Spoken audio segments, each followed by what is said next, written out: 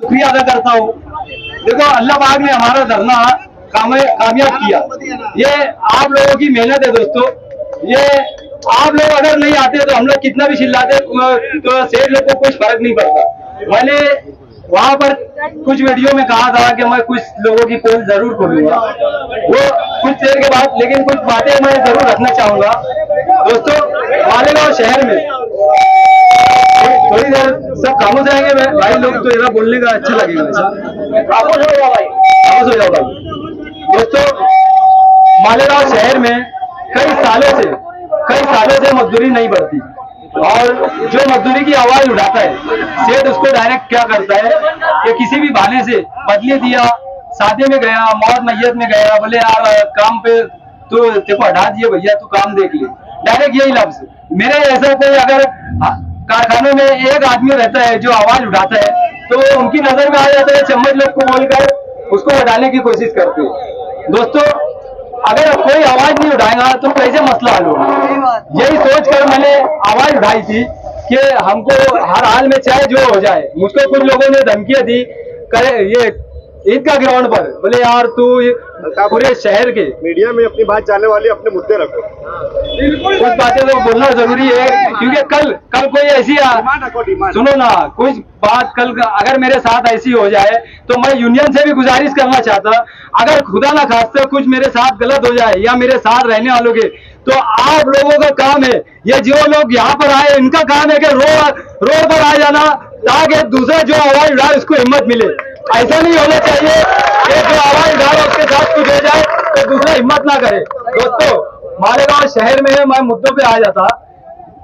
मालेगांव शहर में हमेशा ये होता है कि मजदूरी की आवाज कोई उठाता है और आवाज दब जाती है।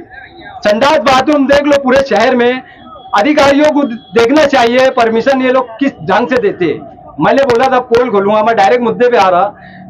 नूरा कुश्ती आमदार चाहे जो मालेगांव शहर में जो भी आमदार है वो और सेठ लोग, ये दोनों नूरा कुश्ती जैसे लोग हैं। तुम हमारे खिलाफ मत बोलो, हम तुमको वोट देंगे, ये सिस्टम है उनका। मतलब मजदूर को परेशान किया जाएगा चलेगा, लेकिन मजदूर के हक में आवाज नहीं उठाएंगे। दोस्तों हम कब तक बर्दाश्त करें? आज बताओ कोई भी लीडर, कोई भी मेंबर, कौन ऐसा है जिसने मजदूरों को ग्रुप बनाकर किसी मंत्री से मिलाया हो, किसी मिनिस्टर से मिलाया हो?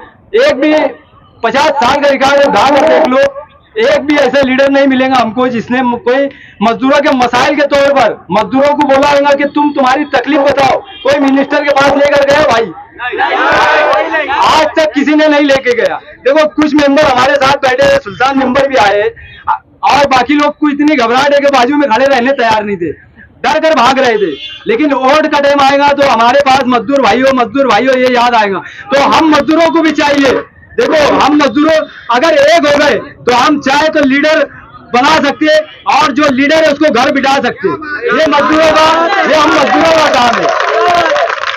जब तक हम जागेंगे नहीं दोस्तों, हम जागेंगे नहीं तो हमारा इसी तरीके से बुरा हाल रहेगा। मालेगांव शहर में लाखों की तादाद में मजदूर है। धुलिया शहर में 5-7 हजार मजदूर है बस। वो लोगों ने डायरेक्ट शटर गिराया और भूख हड़ताल शुरू कर दी, धरना आंदोलन शुरू कर दिया। दोस्तों 8 दिन के अंदर उनकी मजदूरी बढ़ गई और कारोबार चालू हो गया। ये लोग कारोबार ज्यादा दिन बंद नहीं कर सकते, ये लोग सिर्फ हमें डराने की कोशिश करते हैं। कुछ सेठों की मुझे कारीगरों ने बताया कि ये लोग बोल रहे हैं अगर तुम लोग ने ज्यादा गड़बड़ करे तो हम कारोबार बंद कर देंगे। दोस्तों हमें घबराने की जरूरत नहीं है। हम सरकार से डिमांड करेंगे क्या लीगल कारोबार किसी का है, अगर वो कारोबार बनता है तो हमें 1 रुपया खोटी मत दो।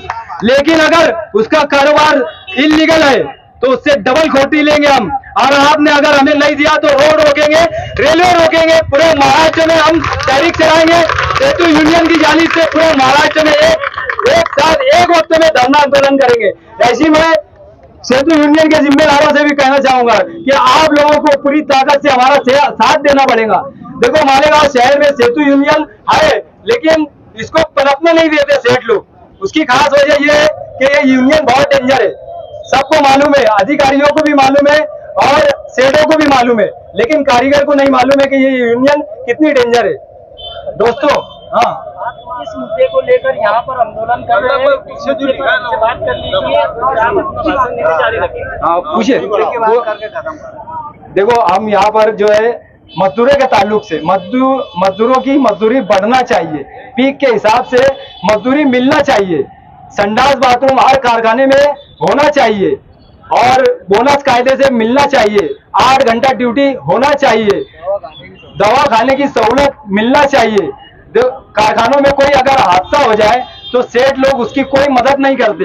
एक बार अगर दवा खाने में ये लोग लेकर जाते हैं तो उसके बाद दोबारा उसकी उंगली कट जाए, हाथ टूट जाए या पैर टूट जाए तो वो दोबारा उसकी ना तो कोई सपोर्ट करते हैं और ना ही उसकी कोई मदद करते हैं और डायरेक्ट कारीगर खड़े कर लिया, भैया तू काम देख ले।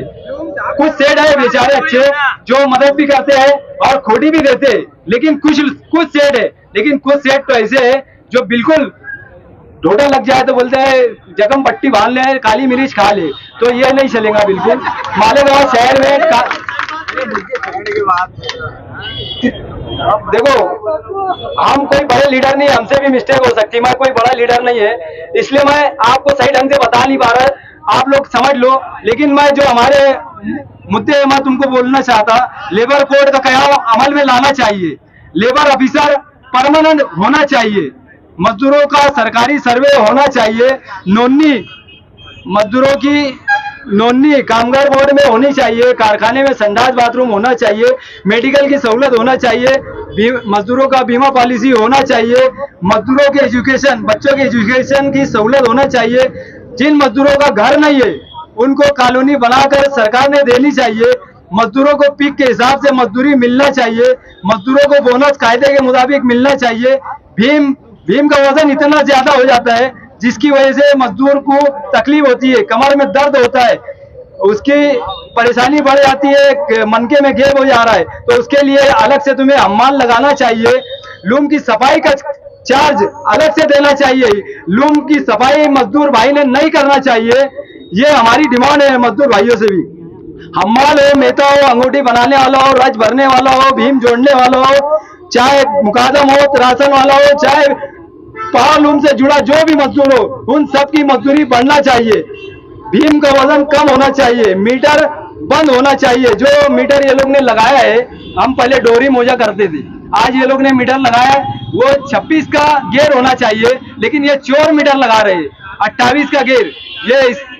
ये ऐसा है कि मजदूर को बोलते हैं ये 200 का ताका है, और जब मेहता घड़ी लगाता है तो 220 मीटर आता है, तो समझ लो ये मजदूरों का हक मार रहे हैं, मजदूरों की मजदूरी मार रहे हैं। 20 से 25 रुपये ये लोग ऐसे ही मार लेते हमसे और फिर बोलते हैं कि हमें कुछ नहीं बच रहा।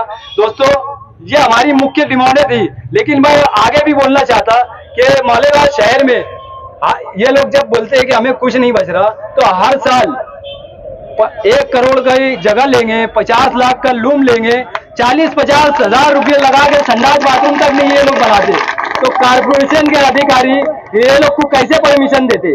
आखिर बंद करके ये लोग को परमिशन देते के? बस यही मैं बोलना चाहता था कि इनकी इंक्वायरी होनी चाहिए। लोग मुझे बोल रहे थे कि ये सब बात बिल्कुल नहीं करना, लेकिन मैं बोलूंगा क्योंकि ये इनलीगल तरीके से कारोबार करते और मजदूरों को परेशान करते।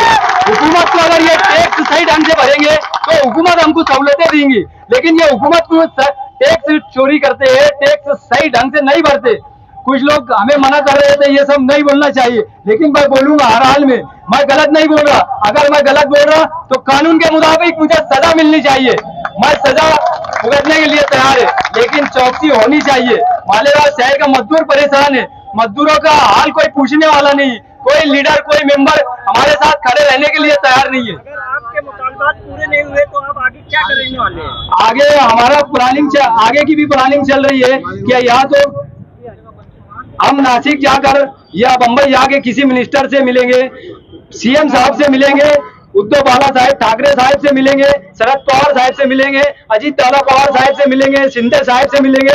हम जिससे हमें मुलाकात का टाइम मिलेगा हम उनसे मिलेंगे और हमारी तमाम तकलीफें उनके सामने रखने वाले हैं। बहुत सारे मजदूर आए तो उनके देख रहे होंगे कि वो मजदूर यहाँ पर है, तो अब कल से वो काम पर जब जाएंगे, अगर उनको तकलीफ नहीं है कि भाई ये काम तो उसके लिए आप क्या करेंगे? देखो, उसके लिए भी हमने तैयारी की है। कल मैंने एक वीडियो में बोला था कि अगर कोई सेठ तुमको तकलीफ देता है, काम पे से हटाता है, तो आप डरिए मत, आप हमारे पास आओ, हमारे पास आएंगे, हम उसके खिलाफ को ये लेबर ऑफिसर पास कंप्लेन करेंगे और उसके फौरन बाद जैसे 5-10 आदमी भी हो गए तो अगले हफ्ते में ही बेमुद्दत धरना आंदोलन शुरू कर देंगे अगर ऐसा हुआ तो। अखराजा दी जाती है तो क्या डिमांड है, कितनी अखराजा दी जाए? अखराजा कायदे के मुताबिक कम से कम 18 से 20 हजार रुपया मिलना चाहिए।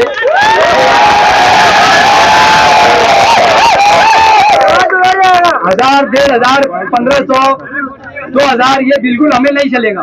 और कोई मजदूर ले ये 1000-2000 रुपये लेना, जो कम देता है उसकी कंप्लेन हमारे पास आके जरूर करे।